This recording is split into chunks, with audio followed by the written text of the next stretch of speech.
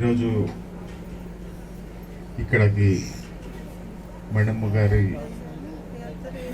ఆఖరి చూపుకు రావడం చాలా బాధాకరంగా ఉంది. కృపాదానం అయ్య గారు నాకు చాలా ఆత్మీయులు.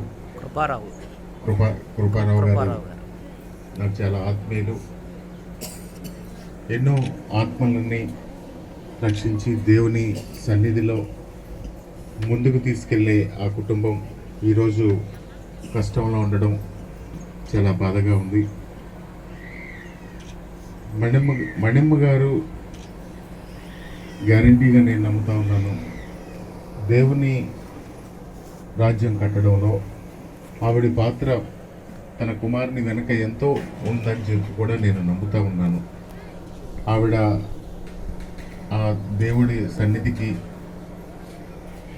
చేరి ఉంటారు తప్పకుండా. అది కూడా నేను ఎక్కువ అది మాట్లాడలేకపోతా ఉన్నాను.